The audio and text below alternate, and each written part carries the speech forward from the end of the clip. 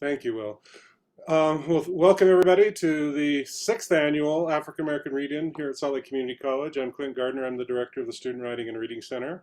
And without further ado, I'm turning it over to the MC of the African American Read-In, Keith McDonald. Keith, welcome.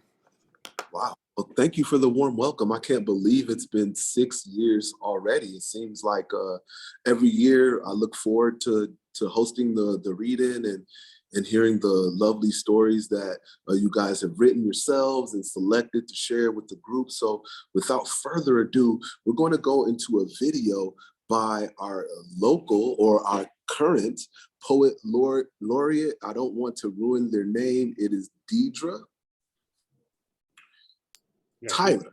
Deidre Tyler. So we're going to go into this video. Deidre has so graciously pre-recorded for us to share with you.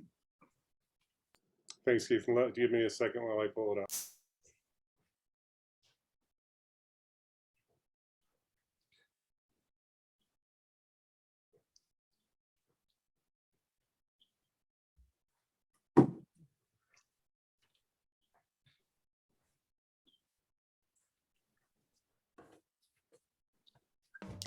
Hello, everyone. I'm so sorry I'm unable to be there with you in person. I'm Deidre Tyler, Professor of Sociology and Poet Laureate here at Salt Lake Community College. I would like to share something I'm working on now. It's called I Honor. I honor the past pioneers who washed, ironed, cooked, and cleaned and helped to build the great state of Utah.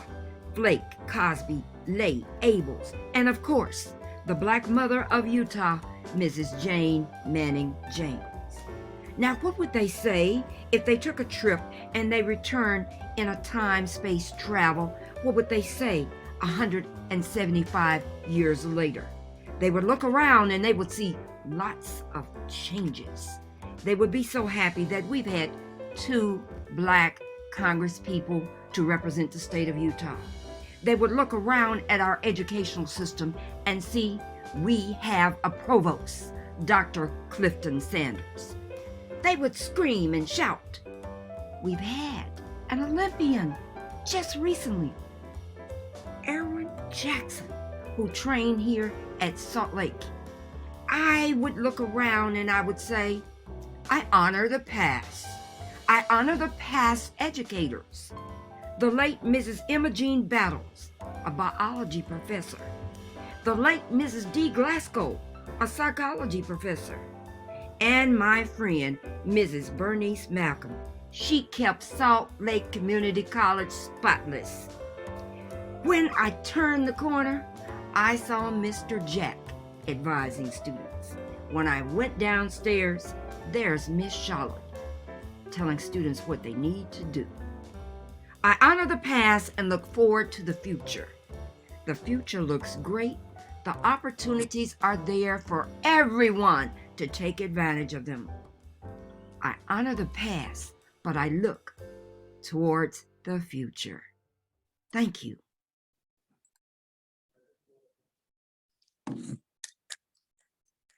Excellent, excellent. Wow, that was a really nice video. I appreciate it. The things that it made me think about were, you know, those mentors that she mentioned who've retired, like Mr. Jack, and all those people that I learned about when taking Pastor Francis Davis's class in African American Studies here at the U, like Green Flake and Harkley, who were among some of the first explorers here in Utah. I guess you could say in the American framework. So we're going to go into our next reader, who happens to be my mentor here at the community college. I met him, wow, I want to say over 15 years ago. He's been with me through personal drama, 2 kids, 2 degrees, and still there bearing with me as I complete my master's degree. He is none other than Clint Gardner. Please give a warm welcome to Clint. Thank you, Keith. Yeah, thank you again for agreeing to MC this year. It's always great to have you. And before I read my, I'm going to read a couple of pieces here. Um, but I want to thank the planning committee who consisted of Jeree Harwell, Rita Branch Davis, Keith McDonald, Maria Griffith, Jim Beatty, Christy Bogle, Jamie Dwyer, and Katie Lewis. Who all helped out in planning and making this possible. We had wanted to try to do an in-person version of it, but the pandemic kind of gets in the way again. Hopefully next year we'll be back in person. I'm hopeful that that will be the case. Also, for all you readers, there is a poster here. Rita Branch Davis got you some posters. So if you want one of these, I got one on my wall already. But you can also get a bookmark. Okay. And that's all the presenters and the committee members can come get one, please. I got a couple of poems here. For these, we've been, we have events like this throughout the year with, say, the Rainbow Read-In, as well as the Native American. We had a poetry reading. We also celebrate Latinx Heritage Month by bringing in a writer. But I've been trying to focus on Utah writers in this series, particularly this year, because a lot of times, folks don't realize that there are a lot of writers who live in Utah. And one of those writers is Rio Cortez. She doesn't live in Utah anymore, but she is from Salt Lake City. She is from Utah.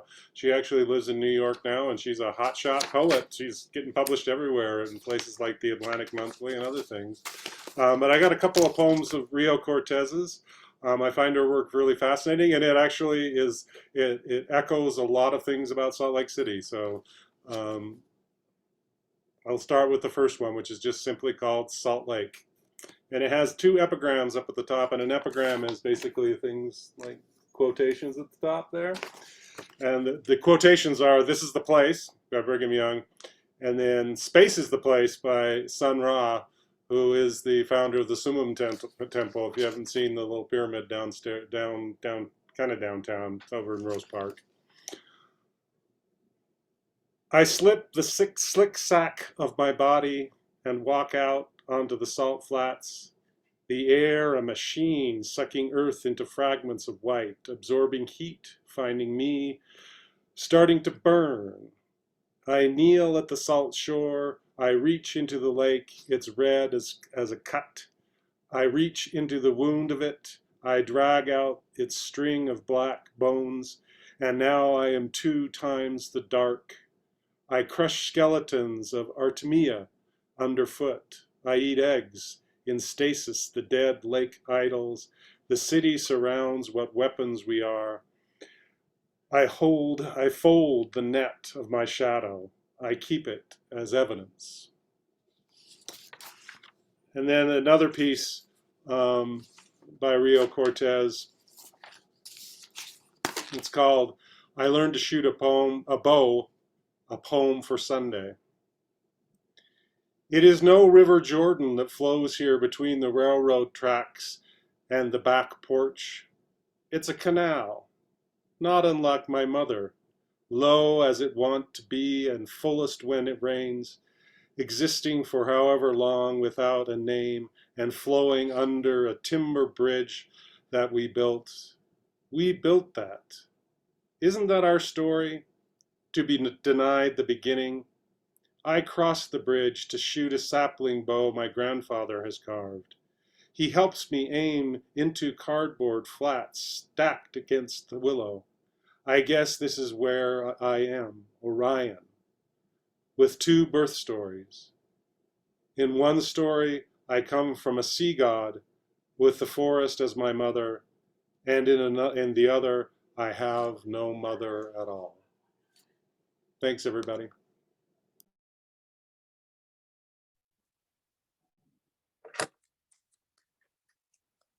Thank you. The Dead Lake Idols. That was a great line. So next up, we have one of my favorite presenters and another one of my mentors here at Salt Lake Community College. it seems like them reading at our event is about as tradition as me hosting the event. I'm speaking of none other than Jeree Harwell. Everybody, please give Jeree a warm welcome. Thank you, Keith. I have had a couple people ask me to reread a poem I read last year. This poem is out for publication, so I'm still waiting to hear back. And this is your not safe for work warning. I have some girlfriends. With them, I can be me. Not the me I am at work or with others, but me, that girl who made it out of inner city Detroit with only a few scars. My girlfriends don't judge me or filter me. They may even talk about me, but only my girlfriends can do that. Sometimes we get together and talk all night. Yeah, we've talked about our first this and our first that. I tell them that only the last one counts. This one we're with now, this one we've been with for decades. Yeah, he's the only one who matters. My very first girlfriend was my mother, and she told me not to depend on a man for anything. She said, you need to have your own job, your own money, and your independence. Then she added, well, the only thing you should need a man for is sex, and half the time he won't be any good at that. My girlfriends laughed and giggled when I told them what mama said. They said my mama was right. Half of them don't know what they're doing. Then we talked about that half. Some of us and our husbands go on what we call a chicken run. You see, one day a girlfriend said, I know where the best fried chicken is in Utah. So occasionally we make the hour-long drive for our chicken run. On one trip, after we had ordered and eaten, my 85-year-old girlfriend asked to talk with the cook. When he came out, she said, boy, if you do everything as well as you cook, watch out. I thought we'd get kicked out for harassing the help, me and my girlfriends. I think it's time for another chicken run. We have White Castle parties too, complete with Faygo pop. Not soda pop, just pop. You see, none of us are from here, but we found each other here in Utah. Back in the days of not seeing another Black face for days or weeks, we found each other, the girlfriends. And when he made me mad, we talked. They told me, girl, just do this so good and for so long that he forgets why he's mad. Oh, please, I'm so pissed at him. I haven't even talked to him for 2 days. Girl, you don't need to talk. Just do this so good and for so long, he forgets why he's mad at you. Hell, at the end of the day, I forgot why I was mad at him, thanks to my girlfriends.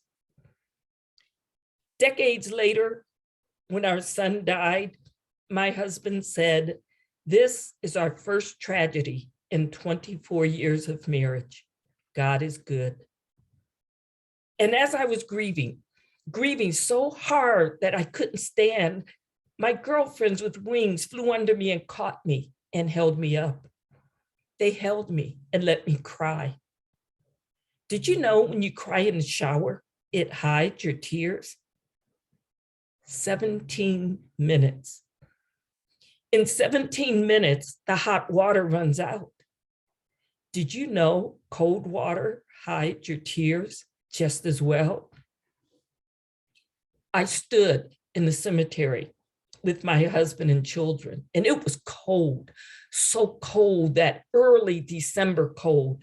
That day, it was below freezing, and death didn't care. But a few feet away, and in every direction, I turned and looked. My girlfriends were there. For the luncheon, there were no funeral potatoes and none of that sorry-ass Mormon ham. They made red beans and rice, fried chicken, black-eyed peas, greens, macaroni and cheese, cornbread, and not the jiffy kind either. They were there for me. They cooked for me, my girlfriends. When my husband was in the hospital, she came, one of the girlfriends. She left her family and came to sit with me. She was mad at my husband and she wasn't even talking to him, but she came. That's love. That's girlfriend love. When one girlfriend's daughter was shot, we took turns visiting and staying with her until her mother could fly into town. That's what girlfriends do. That's girlfriend love. We've watched each other's kids, fed each other's kids. We were the village that raised each other's kids.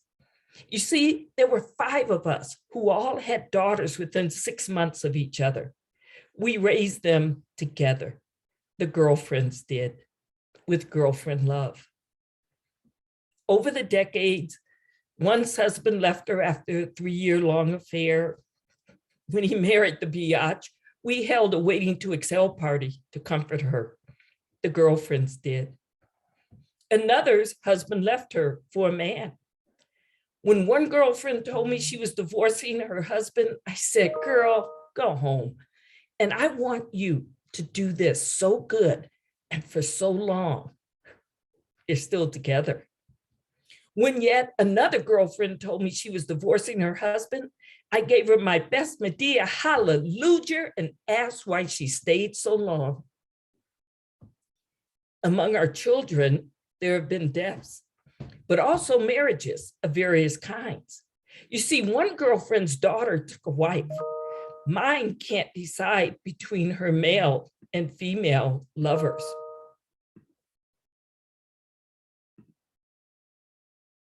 Now, most of us have grandchildren. At one gathering, I got down on the floor to put a sock back on a girlfriend's granddaughter and said to that baby, you would think with so many grandmothers around, we could keep socks on your feet. We all laughed. Now we're raising each other's grandchildren. The girlfriends are. No, we no longer all live in Utah, but we keep up with each other. We've gone through too much life together not to keep up with each other. We're girlfriends. A few weeks ago over the holidays, we once again gathered when one of our girlfriend's sister passed. She was cremated. Did you know it takes hours to burn a body to ashes? We took shifts because of COVID-19. Only so many could be in the room, but we were there covering the whole time. Ashes to ashes and dust to dust, the girlfriends. Thank you.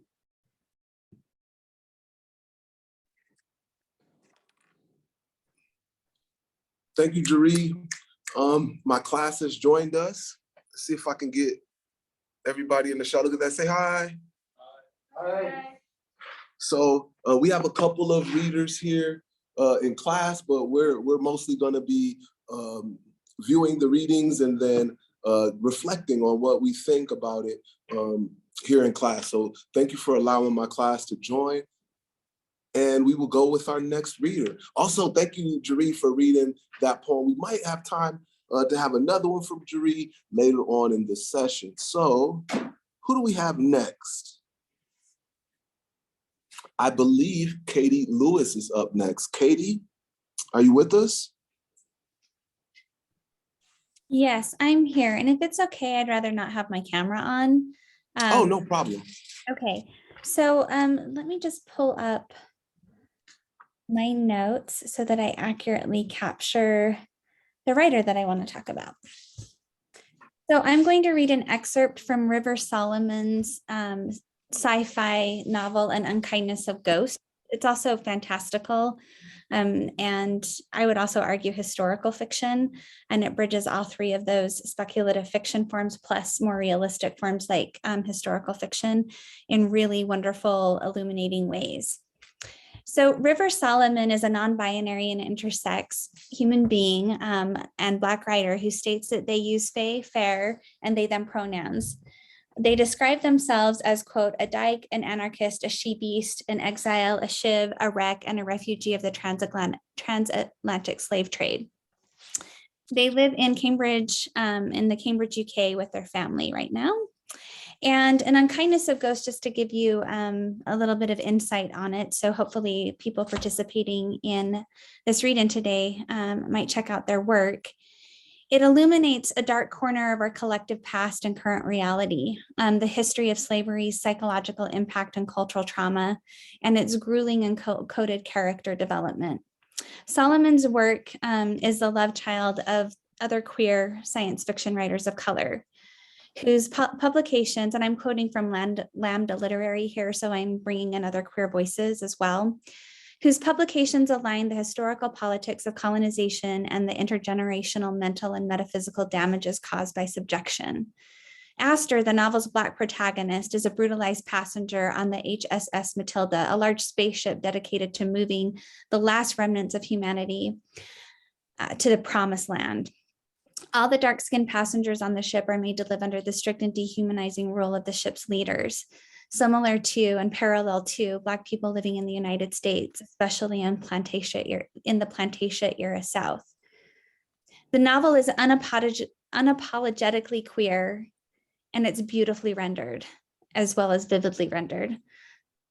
Their deft world building creates an evocative portrait of a childhood bound up in slavery, misogyny, and homophobia. The challenges faced by Astor and her community are visceral, and she and her community realize that, along with their other compatriots, their only options are to rebel or face a really ominous and more brutal future. Here's the excerpt. On the subject of amputation, 70 years into Matilda's voyage, days after the disaster that claimed the bulk of the Guard's high-ranking members, a scientist named Frederick Hauser proposed a solution to the problem of the Tarland's declining population. It was wasteful, he declared, to recycle the Tarlanders' defective bodies into Matilda when the steady pulse of an electrical current could reanimate them as perfect, obedient workers. It didn't matter that the genetic anomaly endemic to their people might lead to their extinction if their spiritless cadavers could hoe fields actively, no productivity loss. The few who'd survived the disaster crinkled their brows at Hauser's scheme. They argued that every creature in the heavens' creations deserved the dignity of death. According to Hauser, however, Tarlanders were not of the heavens. Even beasts of the fields were made male and female, were they not? So they might multiply and spread the heavens' bounty. Tarlanders did not come male and female, everything but. In his speech to the Guard's remaining members, preserved forever in a phonograph cylinder, Hauser explained that Tarlanders came from the realm of chaos, the world that existed before the heavens overruled it, replacing nonsense with divine structure. Their demon forms could not conform to the holy order set forth by the heavens. Astor knew, he referred to what the surgeon once called the heredity suprananal dysregula due to a broad range of hormonal disturbances. Tarlander bodies did not always present as clearly male and female as the Guard supposed they ought. This explained Astor's hairness and muscular build despite being born without the external organs that produce testosterone. And I'll leave it at that. Thank you. Wonderful, Katie. Thank you very much for sharing. So, up next, one of my colleagues here at the Writing Center is going to do a presentation on the creative writing group. Is my information incorrect?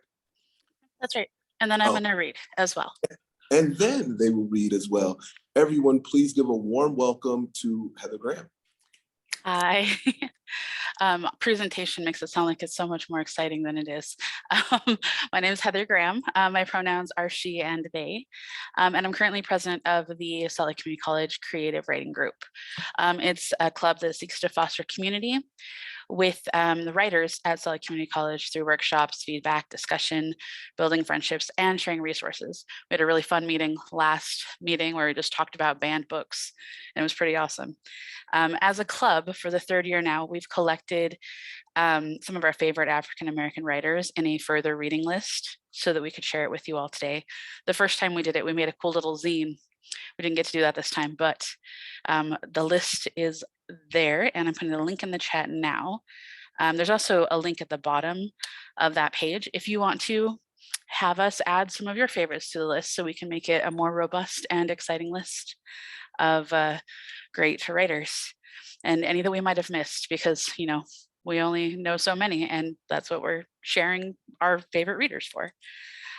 So that is my presentation. Not super exciting, but still cool. We hope you enjoy the list, and we welcome any SLC writers to join us at any time. You can find us on campus groups. We meet the first and third Thursday of the month this semester. So it's just on Zoom because we're all still COVID safe. So now for my reading, I will be reading just a little excerpt from a book by George M. Johnson. Johnson is a queer Black journalist and LGBTQ activist. His book, All Boys Aren't Blue, a memoir manifesto, is a collection of personal essays exploring their experience growing up. All Boys Aren't Blue has frequently been censored, and currently school boards in 10 states have removed the book from their libraries. So today I wanted to celebrate and honor Johnson's intersectional journey and experience that is actively being silenced by reading the short excerpt from his book, from their book. I was 5 years old when my teeth got knocked out. It was my first trauma. By that age, I already knew I was different, even though I didn't have the language to explain it or maturity to understand fully what different meant. I wasn't gravitating towards typical boy things like sports, trucks, and so on. I liked baby dolls and doing hair. I could sense that the feelings I had inside of me weren't right by society's standards either. I remember that on Valentine's Day, the boys were supposed to give their crush a card. Not wanting to give mine to a boy, I gave it to a girl who was clearly a tomboy, even at that age. I was always attracted to the company of boys. I used to daydream a lot as a little boy, but in my daydreams, I was always a girl. I would daydream about having long hair and wearing dresses. And looking back, it wasn't because I thought I was in the wrong body, but because of how I acted more girly. I thought girl was the only thing that I could be.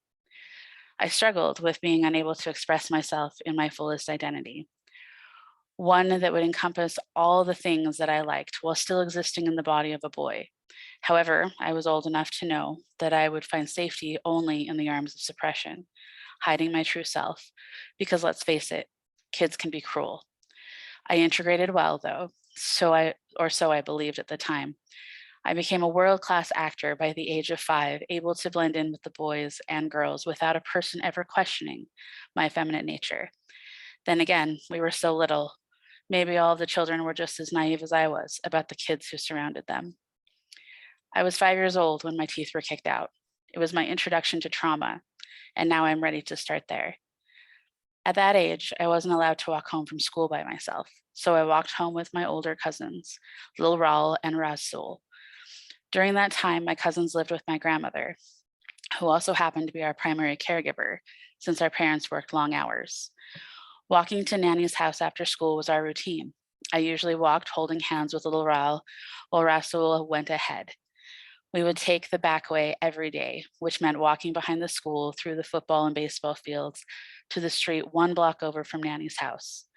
On a normal day, that walk took less than 10 minutes. Living so close to the school, I'm sure Nanny never imagined that within those 10 minutes, her grandchild's life would be forever scarred. The memory is vivid. I can still smell the air from that day, sunny and mild spring-like weather. That walk to my grandmother's started just like any other, with me holding hands with Raul and Rasul sped ahead of us. We were at the corner of Lansdowne and Marshall on the lawn of the corner house when we ran into a group of kids from the neighborhood that I didn't recognize. They had to be about my cousins' ages, around 9 or 10 years old. The main kid was white. To this day, when we talk about it, we use his full name, but I won't say it here. The other kids were Black and white, if memory serves me correctly. My cousins knew who they were, I guessed, because they immediately began arguing. When I sit with this memory, there's no sound in the moment. I can see it. When I write about it now, my body can feel it. But as I close my eyes to think about it, this situation was instant chaos. I got extremely nervous. I just held on to Raul's hand even tighter. There were 3 of us and 6 of them. which was really 2-on-6 because what did a 5-year-old know about fighting?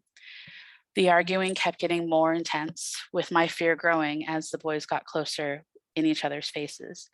It's strange how near to home and safety one can be when some of the most traumatic things in life occur. I used to wonder what would have happened if we had walked a different route that day or left the school 5 minutes earlier. Would my life have turned out any different? Before I knew it, the argument broke into a fight, and I, the invisible boy, somehow became the biggest target. As my cousins squared up with 3 of the boys, 2 others grabbed me by my arms and held me on the ground. I screamed for help, as it was all I could do. The 3rd kid swung his leg and kicked me in the face. Then he pulled his leg back again and kicked even harder. My teeth shattered like glass hitting the concrete. In that moment, I felt nothing. It was as if it were all a dream. Then I felt the pain. I also felt an emotion I had never experienced before: rage.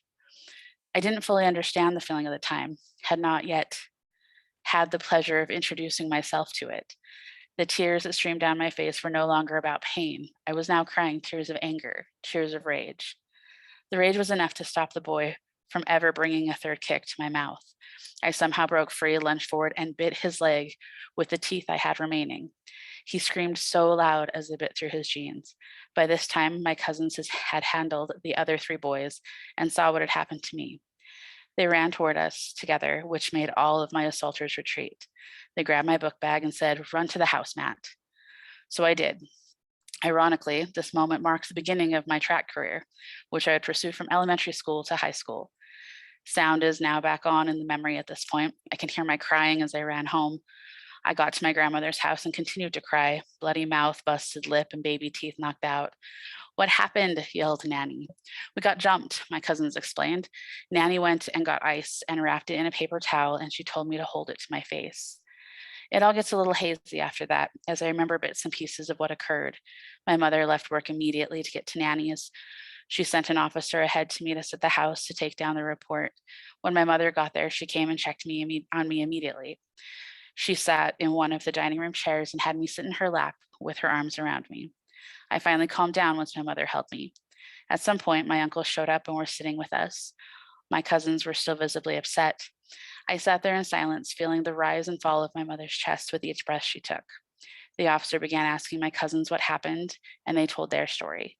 The officer asked me to open my mouth so he could note the damage inside for his report. I recall not speaking for hours after this happened. When I close my eyes now, I see it all happening, as if it were some out-of-body experience. I think back on that day a lot. I wish I knew what motivated the attack. Could it have been because I was effeminate? Could it have been a race thing since the main assaulter was a white boy from a different part of the neighborhood? Could it have simply been the toxic behaviors we teach boys about fighting and earning manhood? I know that impact and intent always play a role. So even if their intent wasn't any of those things, the impact would forever change me anyway. There were no counselors or therapy sessions to help me work through what happened. Therapy is still very much a taboo subject in Black community. Those who are seen as having issues with their mental health face a lot of stigma and discrimination because mental health is often conflated with mental illness. So rather than having their children labeled as something hurtful, my parents did the best they could with what they knew. We did what we always did as a family. We loved on each other harder. In that moment, my mother just held me and we sat together for a long while. Eventually she took me home, but the next day became just that, the next day. What happened the day before was to be forgotten, or better yet, buried. Unfortunately, a part of what I forgot was how to smile. I immediately became self-conscious about smiling. It's something I've struggled to remedy even as an adult. Because my baby teeth had been kicked out, my adult teeth, almost buck teeth, grew in extremely early. Adult-sized teeth on a 7-year-old are very odd looking, and it brought me a whole new type of attention I wasn't looking for. My lips became protection for the smile that was stolen, picture after picture. I refused to smile. There are photos of me at 7, 9, 13, 32, and 29 years old where I refused to smile. Every now and then, my mom will find a picture of me with my teeth showing. There aren't many of them though, and when I look at them, sometimes I cringe. Other times I've actually teared up, wondering if I was truly happy in the picture, or if I simply felt the need to smile because someone said, "Smile, Matt," and I obliged. The fact that I don't feel happy when I look at these images lets me know there wasn't much happiness when I took them. That's all I'm going to read from that, but definitely check out their book, and read some more about their experiences. Thank you for your time. Thank you for reading. Heather Graham, everyone. Give Heather a warm round of snaps. Excellent, excellent. So next up, we have my Salt Lake Community College life clashing with my University of Utah life, as we have a presenter from the University of Utah's Writing and Rhetoric program. Christy Toth is up next. Christy, are you with us? Hi, Christy. Here I am. Hello. Thanks I so am much. here with a group of young writers in our Writing 2010 class, and if they leave with anything from me, it will be the definition of rhetoric and how to talk about rhetoric. We're in the rhetorical analysis part of the class. So pardon me for putting my shameless plug for rhetoric in my introduction to you, Christy. Welcome, and we'd love to hear what you have for us. Oh, thank you so much. And thanks so much to your class for joining us. And I'm so glad you're telling them what rhetoric means, because I always start sweating when students ask me what is rhetoric, because I have 65 answers or no answers. So welcome you all. So I'm really excited to share a piece with you that is something that I've read as I've been doing. I'm really interested in understanding the ways that community college writing faculty have impacted the field of writing and rhetoric studies historically over time, and particularly community college faculty, writing faculty of color, and how they have shaped to the degree that our field has worked towards social justice aims and goals. It's often been faculty of color in our discipline and community college faculty who've been kind of holding that down. And so I wanted to read just a brief piece from or part of a speech that was given in 1968 by a professor at Chicago City College's Loop campus in 1968. Our big professional organization was actually having a conference in 1968 when Dr. Martin Luther King Jr. was assassinated, and Ernest Kelly, who was a Black scholar and teacher who was at the conference, wrote and gave this speech like the next day at the conference. And it was a really powerful speech, a speech that really called the field and the scholars at that conference to account. This really reverberated into history for decades, continues to shape conversations about Black students and Black scholars, Black teachers, and in writing classrooms. So I'm going to read just a part of the speech. I'm also, when I get done, I'll throw the PDF of the full speech in the chat in case anybody who's there wants to see it in its entirety. The whole speech is a really powerful construction, but I'll just read a part of it here. So she says, "Here in Minneapolis, we meet to discuss composition. Here we meet to discuss the dialects of Black students and how we can upgrade, or if we're really successful, just plain replace them. Here we meet in a body with just a sprinkling of Black folk, so few that it could be called tokenism, but enough so that the charge of exclusion can't be leveled. Why aren't there more Blacks on the panels? Why do Black women far outnumber the Black men participating here? Why aren't there Blacks here who will talk about the emergence of an image among Blacks which does not permit them to even bother with the question of whether or not the white man understands their dialect? Why aren't there Blacks helping to plan this conference who have access to the papers which deal with the Black aesthetic and its relationship to composition, or the Black image? And why does or does not rest in the anthologies we use, or the richness and values of the language of the Black ghetto? Yes, such ideas have been dealt with and their complexities examined. Why weren't these papers presented here? It's your business to find the Black teacher, the Black writer, the Black scholar, the innovators and conference strategists, and even the Black participants. They will not seek you out, for Blacks have long been conditioned to ask for little and to expect nothing. You have the power, the money, and the human resources to do so, and you must, if it isn't too late. Others of you must work to understand the terrible depth of the racism that rages through this land and must find out where it has touched you.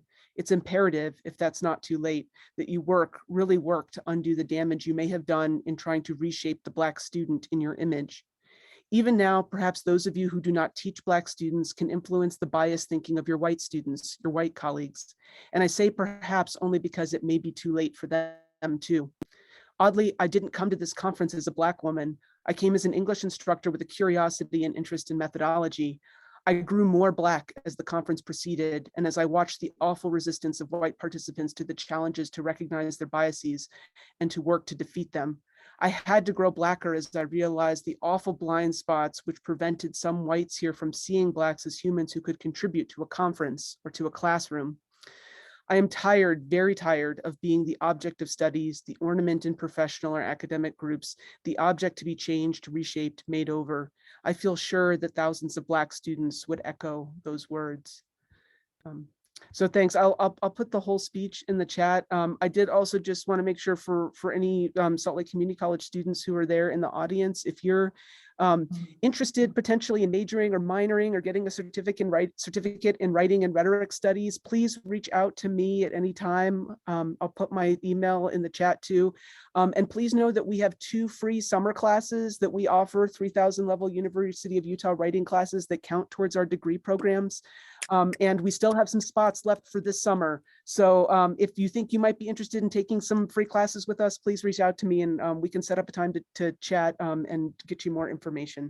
Thank you so much, Keith. Thank you so much for everybody who's put this read-in together this year. I think she said free classes, free 3,000 level classes for people this summer. You could save some money. I think that's what she said. Did you guys hear that? I just want to make sure everybody heard that. All right. So thank you, Christy. Thank you very much.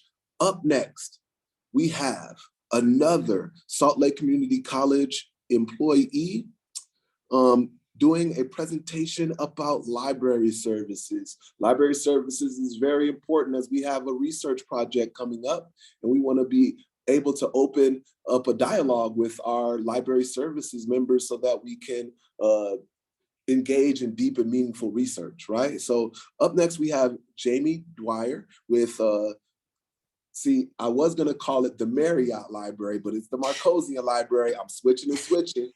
I got you covered, Jamie. Thank you for being here, welcome. Thanks, Keith. Yes, the Marcosian Library is at the Taylorsville Redwood campus of Salt Lake Community College. I don't have much to share today other than there are librarians at both institutions, at most institutions of higher education, who will help you with your research. And I also wanted to share, I'm going to put a link in the chat. And I'll probably share my screen briefly just to show you what this looks like. Finally, this year, we've been wanting to put together a nice comprehensive list of items that we have at the library in support of Black History Month and African American voices and so forth. So we finally got it together. It's here. There's lots of lists. I just added the list that Heather shared that the creative writing group put together about additional items. No library has everything, but we do have lots of things. So if there's a specific title you're interested in, please reach out to a librarian and let us know. Currently, I have some ebooks that we're highlighting related to, again, Black History Month, Black voices, issues structurally with structural issues related to some of these topics. We have some recent print books that we've been adding, like The Hill We Climb by Amanda Gorman finally came into the library. I'm really excited about that. And some classics and so forth. I'm also, throughout the read-in today, I'm trying to add links to items that we have access to that readers are pulling from for today. So that list will be on here as well. And then we have, again, most academic libraries have some streaming video options. So someone mentioned how, I think, Waiting to Exhale, I think that's in one of our databases actually. So we do have films to support different aspects of Black joy, Black struggles, all the things in some of our databases as well. So this link is in the chat. This is always a work in progress. It is not comprehensive. We do have several other titles available, but I just wanted to share that this year since we are I guess like the creative writing group, we're trying to put together these lists to share these things with everyone. So I will stop sharing. The chat is in the link is in the chat to that resource, and any recommendations. I already have a few notes of some authors we want to look for our collection. We're happy to see what we can get. So we want more representation in our libraries as well. And that'll do it for me. Thank you. On mute. Thank you, Jamie. So another shameless plug for writing tutors and teachers. If you were to say there was one thing that students needed to know, or one thing that students maybe have an aha moment with when coming to the library, what would you say that would be? How would you encourage them to come to the library to improve their papers? So I just taught a class before this, and I told students, anytime you're getting frustrated trying to find sources is a great time to reach out to a librarian. And even if you feel good about your research projects, we're here to support everyone. Like if you're struggling, if you feel really good about what you're working on, there a lot of aha moments are really just like talking through their topic or their papers with someone else. And I think that applies with writing center tutors as well as librarians. So we are just here to help. And I see that Keith had to turn off his video for a moment, so I don't want to fill too much time, but No, you're there fine. you go. I have some students who are coming in and joining us with the read-in. So I appreciate you sharing your information and joining us as well. Thank you, Yeah, Jamie. thank you. All right, so up next, let me see. We've got a brief presentation about the Salt Lake Community College Publication Center. This presentation will be done by Brenda. Please forgive me if I butcher your last name. Sikowski? That's pretty close. Siskowski. Yeah. Siskowski. Yeah. Yep. It's a lot of pressure. I got a lot of people looking at me. It's always, when I played soccer, you should have heard what the announcers would say. So you did really well. Keith, you're from Chicago. You should know a Polish name. You know, I've had several. I had tons of Polish teachers growing up in grammar school who told me a lot of jokes that I will not repeat ever in my life. But thank you for joining us. Me, of course, having a name like McDonald, I rarely have to worry about people mispronouncing my names, but I appreciate your patience with me. Please let us know what you have for us about the Publication Center and how writers at the community college can enjoy your services. Excuse me. Yeah, so I'll talk about the Publication Center, and then I'll read just a brief piece. If you have never heard of the Publication Center, or you've heard of it, but you've never been in, hopefully I have a very good reason for you to do so. And what that is that our intern Jem and Oliver, our student who is doing an independent study, have been very busy working to create all these kind of unique handmade little journal books that are blank. And we were made in conjunction with this event because we really wanted to kind of emphasize and focus on the fact that sometimes when institutions and traditions don't do a good job of preserving and amplifying some experiences and voices, you need to do it, right? So we're kind of making these as an encouragement for you to write down your experiences, your words, maybe write down things that you like from different writers. But we've got a ton of free blank books. They're all handmade with materials here. And we are located on the Taylorsville campus in AAB 137. So I'm going to share my screen if I can for a second. Let's see. I don't know. I don't know if okay. So I'm going to put a file of this poster into the chat. So you can see it's got our website. The other thing about the Publication Center is it really is a resource for everyone who is in the Salt Lake community, alumni, student, faculty, staff, family and friends. And we really encourage you to work with us if you have projects. Maybe you come in and you pick up a journal and you're like, hey, I want to make one of these myself. We'll help you do it. Heather, who spoke earlier, the creative writing group has come in and used the Publication Center to make kind of hand-stitched books of their writing. So anything like that, we really want to help you be able to accomplish that. And we have a lot of resources to do that. So am I still sharing my screen? Yes, I'm trying to see. Here we go. Sorry. I lose my Zoom skills so quickly. So after I'm completely done, I'll be putting a lot of things into the chat. One will be that poster. But what I will be reading is I have a very particular and deep love for Gwendolyn Brooks. We have a lot of unshared experience, but we're both Midwesterners. And so I always kind of feel that pull. So she's a writer who is very much associated with Chicago and wrote kind of through the Black arts movement, like obviously before and after, but wrote through the Black arts movement. I am also going to put a couple of things in the chat, a link to a really excellent kind of animated puppet film. It's hard to imagine, but of one of her poems that Eve Ewing worked on, and Eve Ewing, another fabulous Black poet from Chicago who writes for Marvel Comics. And then I'll put in some other links. So if you get a taste for Gwendolyn Brooks, I'll put some stuff in the chat.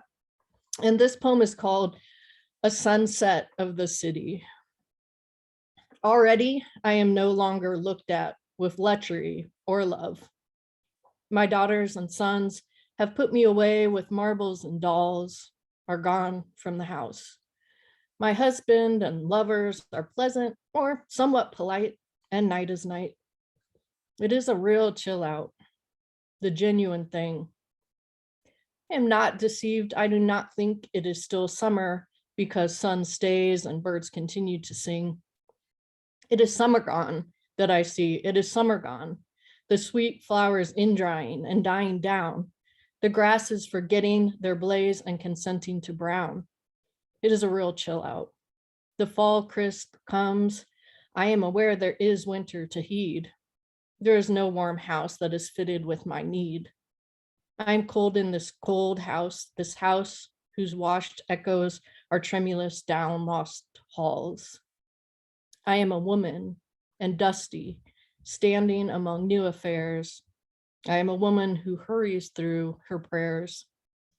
The 10 intimations of a quiet core to be my desert and my dear relief.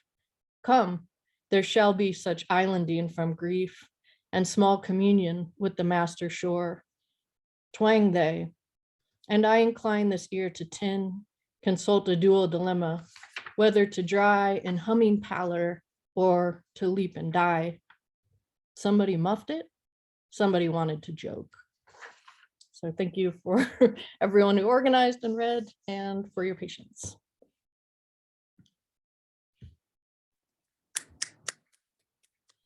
Excellent, excellent. Thank you very much for joining us and for your presentation. For our students here at the University of Utah, we also have a publication center. So if you guys wanted to make your own playbook and have it published, or you wanted to create a book of poems or your own yearbook, it's very possible using your institution's publication center. Up next, we have Daniel Bard. We have a brief announcement about Folio.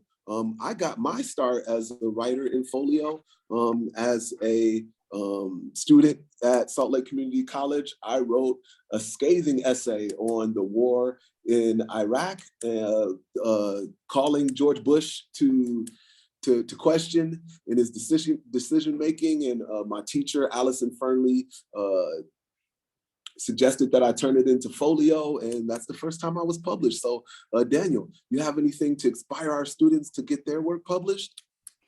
Well, that's a great story. Thank you for sharing that you were published in folio. Yes, let me introduce our Salt Lake Community College award-winning literary and arts magazine, which is Folio. So as you can see, we have an upcoming deadline of March 14th. We're accepting anything to do with short stories, poetry, creative nonfiction, art, photography. So we invite you to feel free to submit to the magazine. You can go to the website. It's slccfolio.org. That's where you can see past issues. Find this wonderful poster, but I'll show you. Just Recalibrate was our past issue. See the fiction, the creative nonfiction, poetry, etc. from that, and coming down and seeing the photography and the art. Reverie is the theme for this upcoming issue. You may submit for that theme, or you may submit on something not related to the theme. But again, March 14th is that upcoming deadline. And then I will drop in the chat the link to the website so that you can also get back to this poster that I just showed you that had that information. Thank you. Excellent. Thank you, Daniel, for sharing. Definitely excited every time we see a new folio cover pop into the Writing Center. So if you'd like to see, if you're a Salt Lake Community College student and you'd like to see what folio is all about in person, we have a copy of most every issue of folio there in the center for you to review. Once again, thank you, Daniel, for coming. Please give Daniel a round of applause. All right, up next, someone who I can not do justice through introduction. They've been part of my support group since I was a student at Salt Lake Community College, just getting out of the military. We graduated from Salt Lake Community College about the same time, and we ended up taking classes in our undergrad here at the University of Utah. Her mom is also my mentor. I'm talking about none other than Shekinah. Shekinah, are you here? Gloria Shekinah? Hey, yes, sir. How are you? I am well now that I hear your voice. Welcome. Let's get right into it. Shekinah, what do you have for us? I am going to be reading a poem by Denez Smith called Dear White America. Dear White America, I've left Earth in search of darker planets, a solar system revolving too near a black hole. I've left in search of a new God. I don't trust the God you have given us. My grandmother's hallelujah is only outdone by the fear she nurses every time the blood-fat summer swallows another child who used to sing in the choir. Take your God back. Though his songs are beautiful, his miracles are inconsistent. I want the fate of Lazarus. For Renisha, I want Chucky, Bo, Meech, Trayvon, Sean, and Janila risen 3 days after their entombing, their ghosts regifted flesh and blood, their flesh and blood regifted their children. I've left Earth. I am equal parts sick of your go back to Africa, and I just don't see race. Neither did the poplar tree. We did not build your boats, though we did leave a trail of kin to guide us home. We did not build your prisons, though we did, and we fill them too. We did not ask to be a part of your America, though are we not America? Her joints brittle, dragging a ripped gown through Oakland. I can't stand your ground. I'm sick of calling your recklessness law. Each night I count my brothers, and in the morning when some do not survive to be counted, I count the holes they leave. I reach for black folks and touch only air, your master magic trick, America. Now he's breathing, now he don't. Abracadabra, white bread, voodoo, sorcery you claim not to practice. Hand my cousin a pistol to do your work. I tried, white people, I tried to love you, but you spent my brother's funeral making plans for brunch, talking too loud next to his bones. You took one look at the river, plump with the body of boy after girl after sweet boy, and asked, why does it always have to be about race? Because you made it that way. Because you put an asterisk on my sister's gorgeous face, calling her pretty for a Black girl.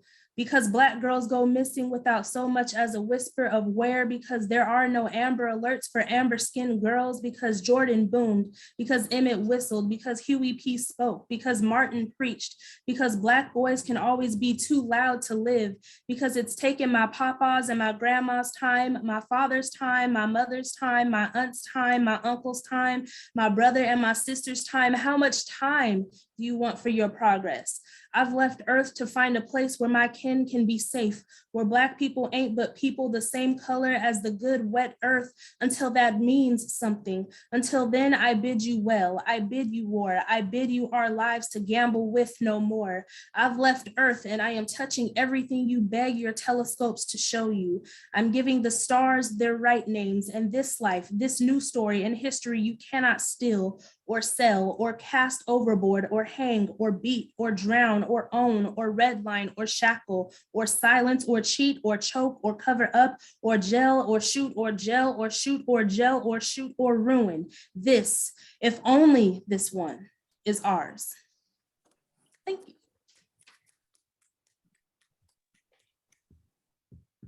Excellent, Shekinah. Whenever I see your name on a list, I think you're gonna read that poem, right? Sorry, I'm gonna do it next year. It's gonna be there next year. So 2 things from the last two readings that spoke to my discourse community. One, my cousins all went to Gwendolyn Brooks Academy in Chicago, Brenda. So definitely a name that comes up in my household. And then 2, Glory, where is that author from? I actually don't know where he's from, but I know a couple of years ago, well, it's like about 4 or 5 years ago now, they actually brought him out to Slick. And that was the first time I was ever introduced to him, and I was just blown away from. What was their name again? Danez Smith. So DANEZ as in zebra, and then Smith. He has to be from around my area, because he didn't say Jordan dunked the ball. He said Jordan boomed, and boom is a word that we use for dunk in Chicago. So he's really farther north. He's from Minneapolis. See, Midwest. He's from the same area. Oh, yeah. He played against us in basketball. Mm-hmm. Thank you very much, Glory, for Shekinah, for always participating. We really appreciate it. Everybody give another round of applause for that. Thanks, of course. I love y'all. All right, so up next, very hard act to follow, but I think this participant is up to it. We have up next Peter Mooseman, another one of our colleagues here at Salt Lake Community, and Parker Looks Up, An Extraordinary Moment. It's a book by Jessica Curry and Parker Curry. Excellent, and we have a visual there. Peter, take it away. Thank you, Keith. Yeah, we got a bunch of children's books that were donated for Black History Month, and this one was my favorite, and so I wanted to read this to everybody. So I'm going to try to make sure you all can see the pictures and everything. But yeah, so this book is called Parker Looks Up, An Extraordinary Moment by Parker Curry and Jessica Curry. So Parker Curry loved to dance. Dressed in her favorite tutu, she imagined she was a dancing queen. I'm going to turn my camera a little bit more. But one rainy Tuesday, instead of going to dance class, Parker's mom said, "Let's go to the museum." Parker loved visiting the museum almost as much as she loved twirling and leaping in the air. She pulled on her boots. Mom and her sister Ava buttoned up their jackets, and off they went. Splashing and smiling. And Gia, Parker's best friend, greeted them from the top of the museum steps.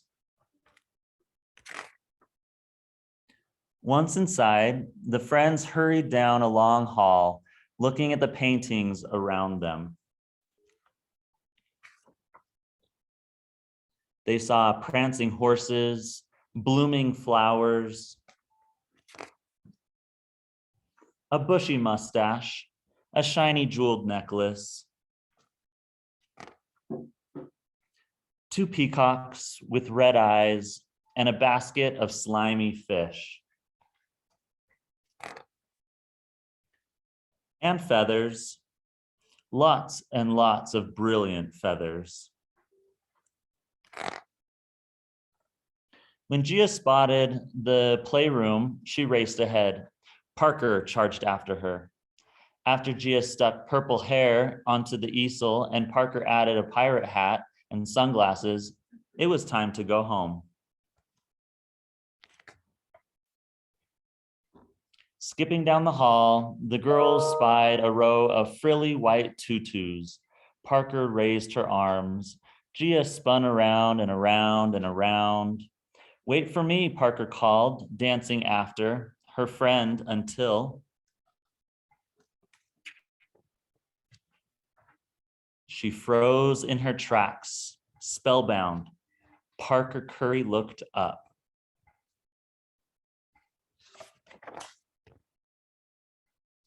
A portrait of First Lady Michelle Obama loomed before her.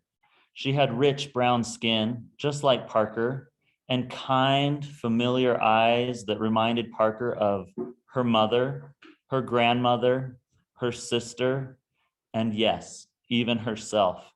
How could someone look so real and so magical all at the same time?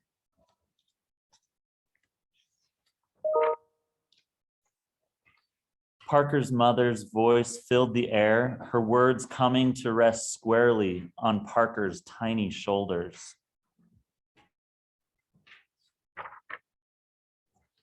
She is a queen, Parker whispered, unable to look away, to move, to breathe. In that moment, Parker saw more than just a portrait. She saw a road before her with endless possibilities. Suddenly, Parker felt a small hand in hers, and the spell was broken. Come look, Ava, she said, putting her arm around her little sister and standing tall. For Parker Curry was feeling powerful and strong, and even though she hadn't moved,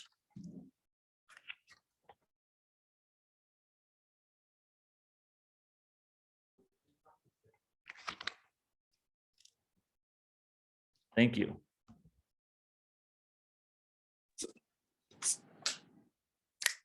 Sorry, Peter, you froze up a little bit at the end.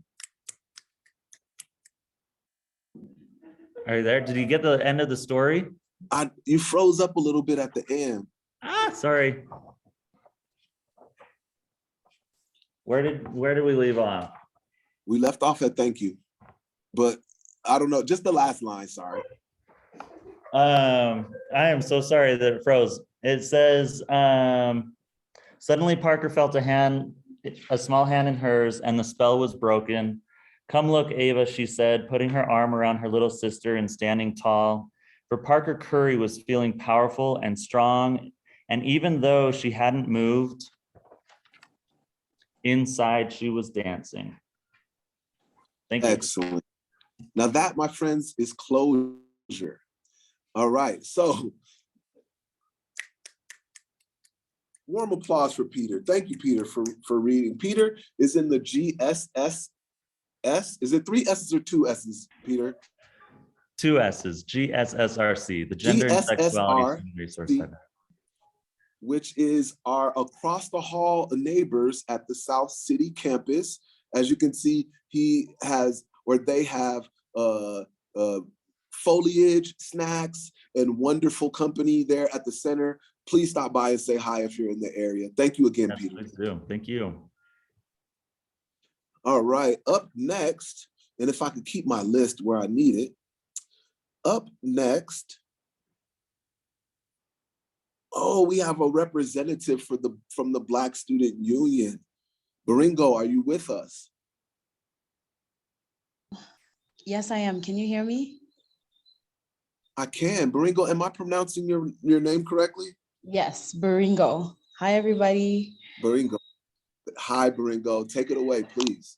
Hello, everybody. My name is Baringo Masume. I'm the communications chair of the Black Student Union. And yes, Keith, that was closure. Because I was like, what happened at the end of the story, Peter? I love that she was dancing. Today, I'll be reading up from Bell Hooks' book, All About Love. And by this time last year, the Black Student Union, we had a real talk. And again, you guys are all invited to our meetings. It takes place Thursdays from 12 p.m. to 1 p.m. in the Student Center. But we were having a real talk on discipline in the Black community and where, you know, it originated from. And some of you, if you know, right? So this discussion was going on, and of course, it led into like talking about this families and how dysfunction or how we see love altogether. So I came across Bell Hooks' book. We actually shared it in our club, and she had a section towards the end of this wonderful book. I encourage all of you all to read it. But this is the part that really touched me, almost like it gave me that sense of understanding back that led me back to that topic. So I'll read that passage with you guys today. It reads, and this is chapter 12, Healing, Redemption, Love. Love heals. When we are wounded in the place where we would know love, it is difficult to imagine that love really has the power to change everything. No matter what has happened in our past, when we open our hearts to love, we can live as if born again, not forgetting the past, but seeing it in a new way, letting it live inside us in a new way. We go forward with fresh insight that the past can no longer hurt us. Or if our past was one in which we were loved, we know that no matter the occasion present of suffering in our lives, we will return to always remember calm and bliss. Mindful remembering lets us progress and fix broken bits and pieces of our hearts together again. This is the way healing begins. Contrary to what we may have been taught to think, unnecessary and unchosen suffering wounds us, but need not scar us for life. It does mark us. What we allow the mark of our suffering to become is in our own hands. In his collection of essays, The First Next Time, James Baldwin writes about suffering in the healing process, stating, I do not mean to be sentimental about suffering, but people who cannot suffer can never grow up, can never discover who they are. Growing up at heart, the process of learning to take responsibility for whatever happens in your life.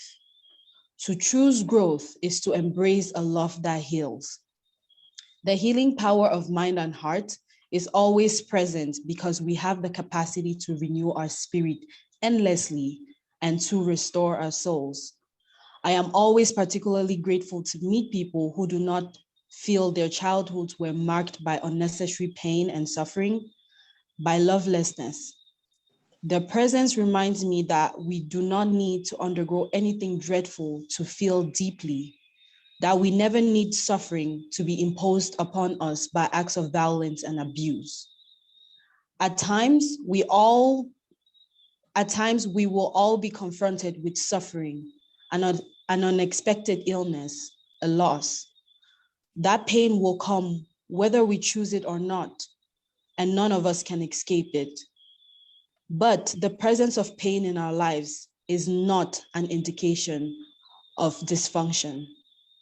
Not all families are dysfunctional. And while it has been crucial for collective self-recovery that we have exposed and continue to expose dysfunction, it is equally important to revel in and celebrate its absence. Unless we can all imagine a world in which the family is not dysfunctional, but it is instead a place where love abounds, we doom family life to be always and only a site of woundedness. In functional families, Individuals do face conflict, contradictions, times of unhappiness and suffering, just like dysfunctional families do. The difference lies in how these issues are confronted and resolved, in how everyone copes in moments of crisis. Healthy families resolve conflict without coercion, shame, or violence. When we collectively move our culture in the direction of love, we may see that families are represented more than in the mass media. They will become more visible in all walks of our daily life. Hopefully, we will then listen to these stories with the same intensity that we have when we listen to the narrative of violence, pain, and abuse. When this happens, the visible happiness of functional families will become part of our collective consciousness. In The Family, A Revolutionary Way of Self-Discovery, John Bradshaw offers this definition. A functional, healthy family is one in which all members are fully functional and all the relationships between the members are fully functional.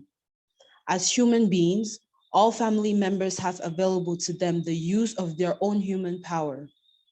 They use these powers to cooperate, individuate, and to get collective and individual needs met. A functional family is the healthy soil out of which individuals can become mature human beings. In the functional family, self-esteem is learned, and there's a balance between autonomy and dependency. Long before the terms functional and dysfunctional, we were used to identify types of families. Those of us who were wounded in childhood knew it because there was pain. And that pain did not go away even when we were left home. More than our pain, our self-destructive, self-betraying behavior trapped us in the traumas of childhood. We were unable to find solace or release.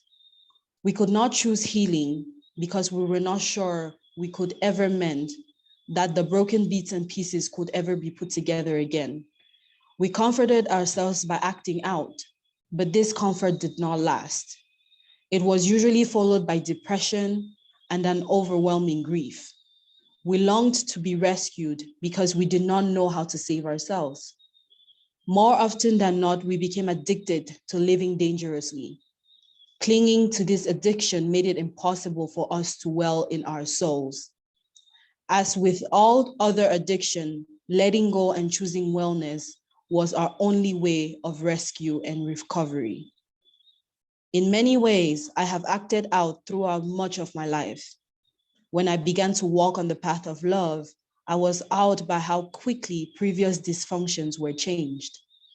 In the church of my girlhood, we were always told no one could give an individual salvation, that we had to choose it for ourselves. We had to want to be saved. In Tony Cade's Bambarada's novel, The Salt Eaters, wise older women who are our healers are called in to assist the young woman who has attempted suicide. And they tell her, just so you're sure, sweetheart, and ready to be healed, because wholeness is no trifling matter, a lot of weight when you are well. Making the primal choice to be saved does not mean we do not need support and help with problems and difficulties. It is simply the initial gesture of taking responsibility of our well-being, wherein we confess our brokenness, our woundedness, and open ourselves to salvation. It must be made by an individual. This act of opening the heart enables us to receive the healing offered to us by those who care. Thank you.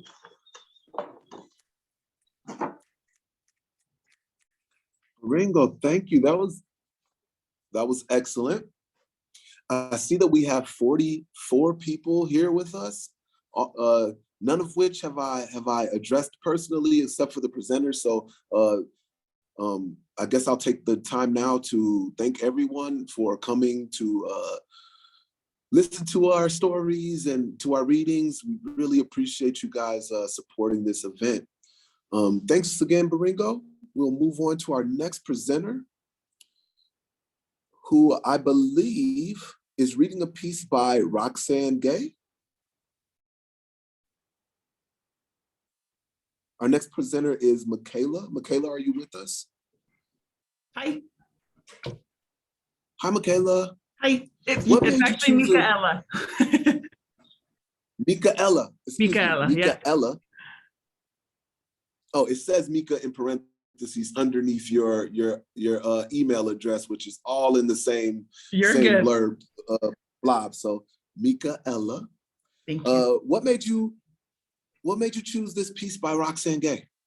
So I actually was going back and forth between reading something by Roxane Gay, who I've been seeing. She's kind of a newer best-selling author, also a social commentator. She's been on Netflix and kind of popular right now, circulating.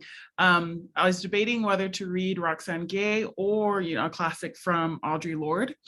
But then I actually came across a book just published in 2020 called The Selected Works of Audre Lorde, and Roxane Gay actually wrote the introduction to the book. And so I said, there you go. Now we can learn about both of the writers in kind of this one introduction written for Audre Lorde's pieces, but written by Roxane Gay. So that's what I will be reading. Excellent. Well, take it away. Thank you. So The Selected Works of Audre Lorde, Introduction, Roxane Gay. There's this thing that happens all too often when a Black woman is being introduced in a professional setting. Her accomplishments tend to be diminished. The introducer might laugh awkwardly, rushing through whatever impoverished remarks they have prepared. Rarely do they do the necessary research to offer any sense of whom they are introducing. The Black woman is spoken of in terms of anecdote rather than accomplishment.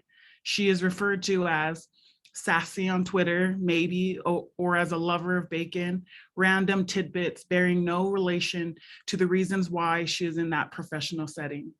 Whenever this happens to me, or I witness it happening to another Black woman, I turn to Audre Lorde.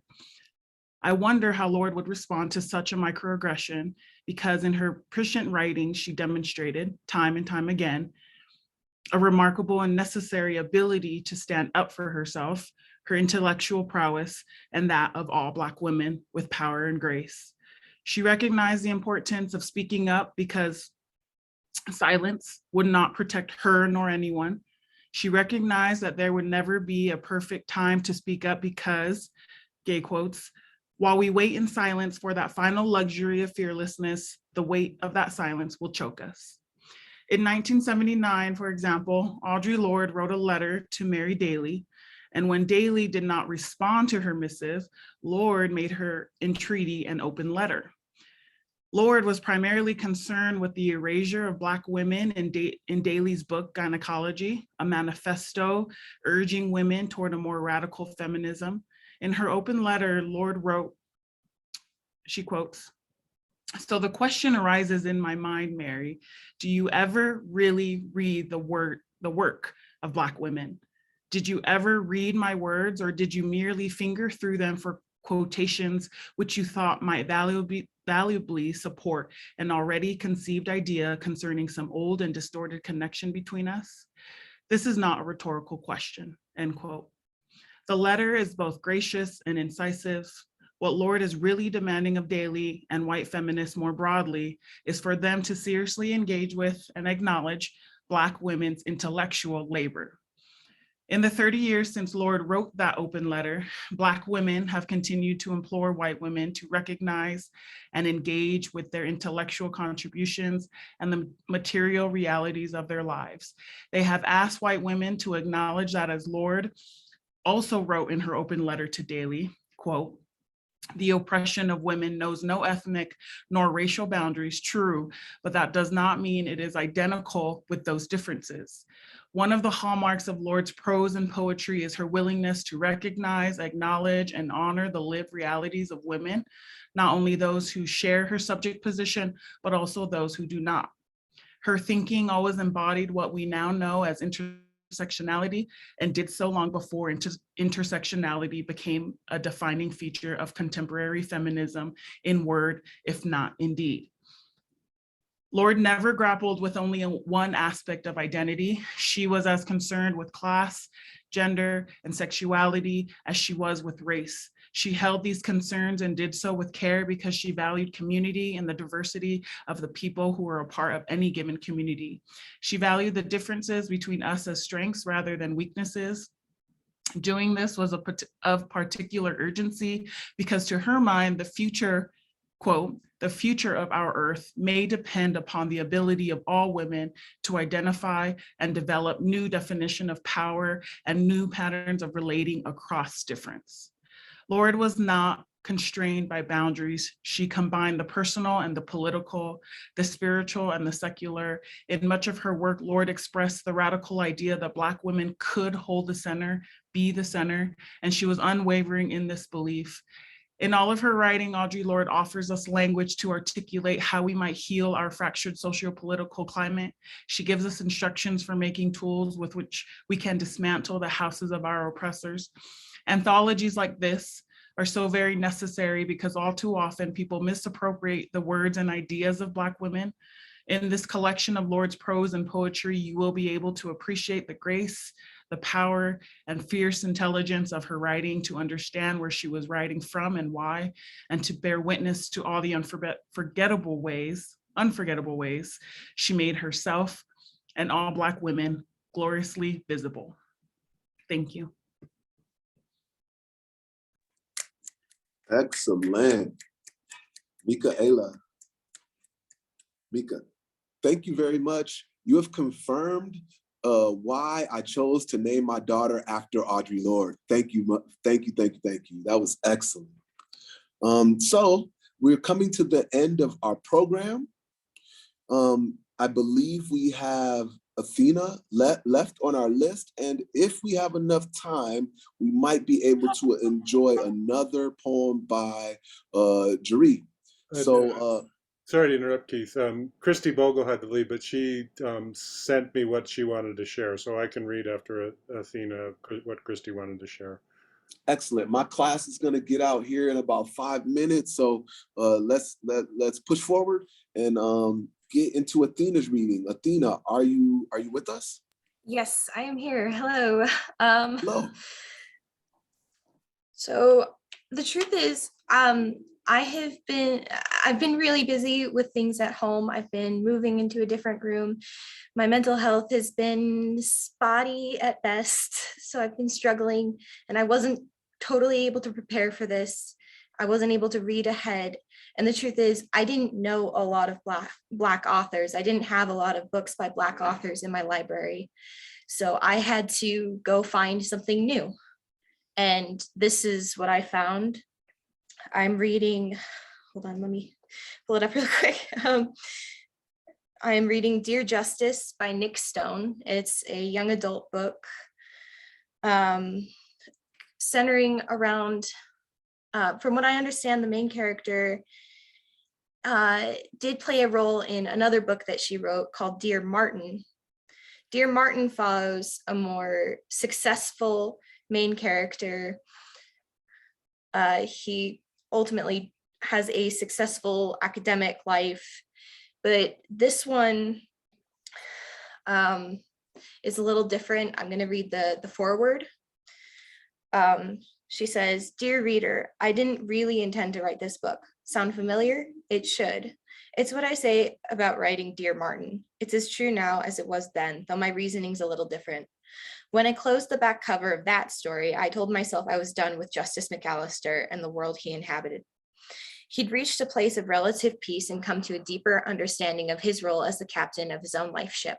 I felt good as a book mom about setting him free to decide where he was headed next and how he'd get there. But then came the day I received a set of text messages from a pair of boys I'd met because of Dear Martin and grown to respect and admire." She then details a text conversation talking about how a lot of Black youth don't actually have they don't go on to live successful lives, which is really, really unfortunate. They often are afraid that they won't live past the age of 18, which is really unfortunate. And before reading that forward, I didn't really have an idea of that. So the thing is, I am learning a lot in this experience. And so she says, since that conversation, I've had the privilege of meeting many boys and girls who are very much not like Justice, who aren't high achieving and headed towards blindingly bright futures, who don't nail their SATs or win debate state championships. I've met them not at preparatory academies or Ivy League universities, but in alternative, quote unquote, schools and juvenile detention facilities, which made me realize that while Justice's story might have come to a satisfactory conclusion, for me at least, there was someone else, a different character, whose story had not. Vernell Laquan Banks Jr. If you don't remember him from Dear Martin or haven't read it, don't worry, you will. He has a story to tell you. And she quotes, this is a quote from Talib Kweli. I'm not sure if I pronounced that right. I'm sorry. Even when the condition is critical, when the living is miserable, your position is pivotal. I ain't bullshitting you. And I'll read part of the first chapter. I don't want to take up too much time or anything. It didn't take much for Quan to decide he was leaving this time. He feels a bit bad, yeah, knowing Daisy and Gabe are still in the house makes his stomach hurt the way it always does when he finds himself faced with grown people problems he can't fix. But Quan's only 9. Running away alone is hard enough. Trying to bring a 4-year-old sister and a 2-year-old brother just isn't going to work. He's glad spring has sprung early. Didn't have time to grab a jacket as he fled.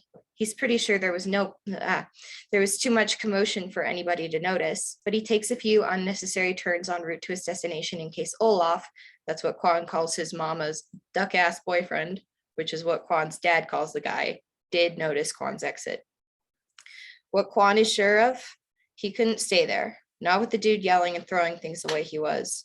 Quan knows what comes next, and he couldn't watch again. It was hard enough seeing the aftermath bloom and the funny looking bluey purple blotches that made Mama's arms and legs look like someone had tossed water balloons full of paint all over her. I'm sorry, I didn't realize it was going to be this violent. I'm so sorry.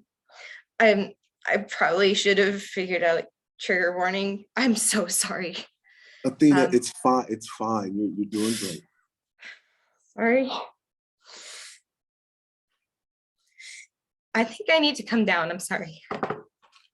It's fine. If you'd like to continue, or if you'd like to stop there, you've done a great job. I think I need to stop. No problem, Athena. I've interviewed. Well, first let's give Athena a warm round of applause. That was an excellent reading.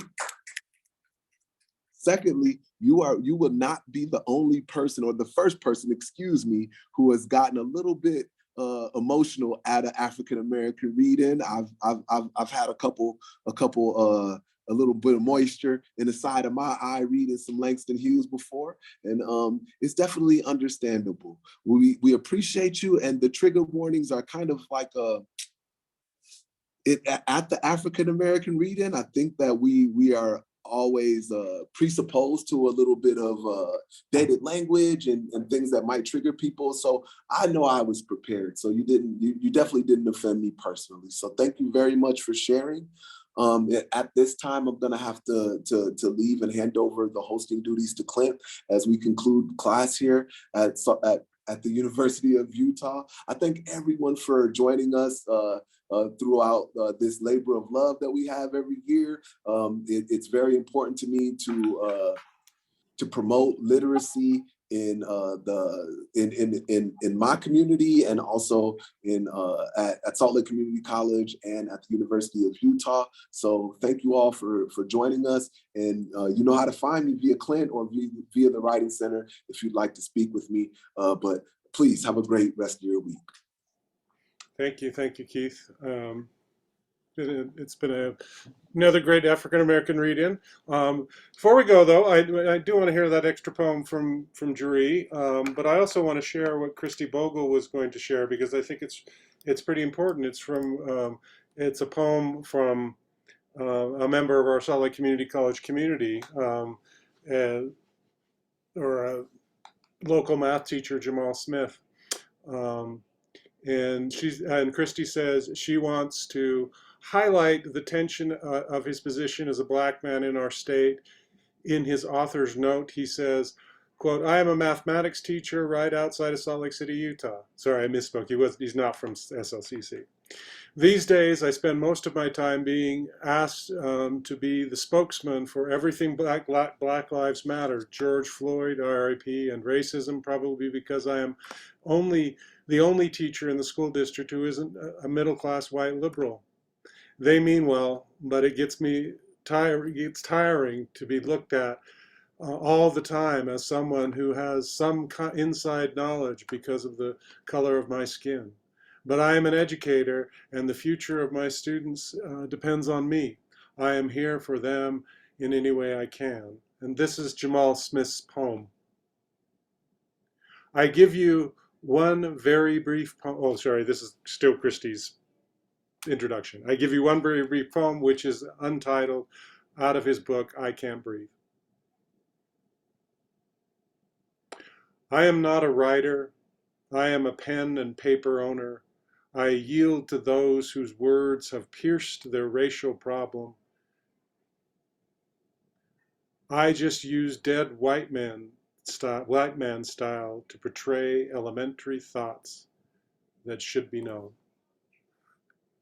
And that was local author Jamal Smith. I'm going to take the time to turn it over to Jeree Harwell. Jeree, thank you. Thank you, Clint. I am a tomboy. I guess I've always been one, or at least that's what people have always called me. Before I was born, my parents just knew I would be a boy. They had a boy's name ready for me, Jerry. After I was born, they decided to change the Y to an I and pronounce it differently, Jerry. It's still a boy's name. When a teenager, I received my Indian or Ottawa name, Wawashkashi. It means little fawn. Not just little, but a little baby fawn. My cousin's name is Wawashkashi Kwe, a female little fawn. Kwe means female or makes a word feminine. Even in that culture, I have the male version of my name. It seems as if the universe knew. It knew me from birth. In elementary school, I begged my mother to let me wear the boys' Converse high tops. I got them and loved them. In high school, I was called a lesbian. But you know what that was, don't you? Boys accuse you, then want you to sleep with them to prove you're not. By the time you sleep with enough of them to prove you're not a lesbian, now you're a slut. I didn't fall for it. In my youth, I played football, and I was good. I could tackle the boys. But my sister was embarrassed by me still playing when I got to high school, and she told Mama. Mama said I had to stop playing football with the boys. But I'm good, I argued. I can even tackle the boys. They like that I play with them. I'm sure they do. But you need to stop, she told me. I was too grown and developed. So I stopped playing. Today, I still love football. I watch high school, college, and NFL football games. Recently, I attended my first NFL game. I love that women now can play professionally. Perhaps I was born a few decades too early. In Army, ROTC, I was cadet captain over all the cadets in the high school.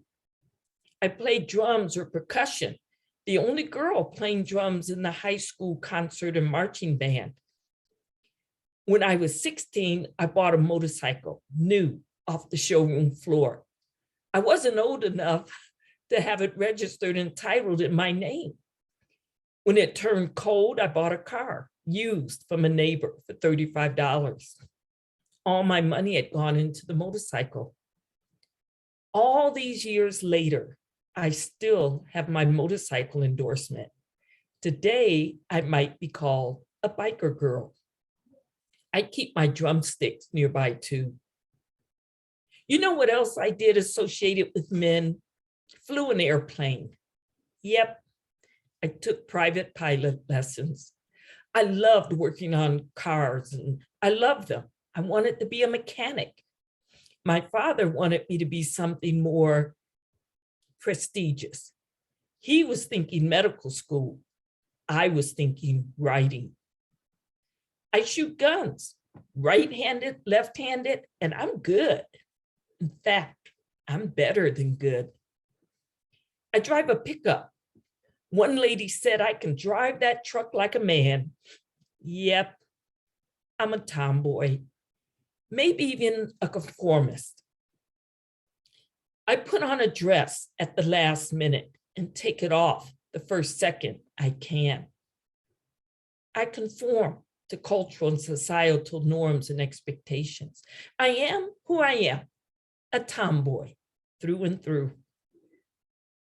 My husband knew, didn't he? Yeah, he knew. I think he knew, maybe not. We never talked about it. I'm not the most feminine wife he could have found. Still, he chose a wife who shoots, loves football, and drives a pickup. He was happy with me as I am. He loved me as I am, a tomboy. Thank you.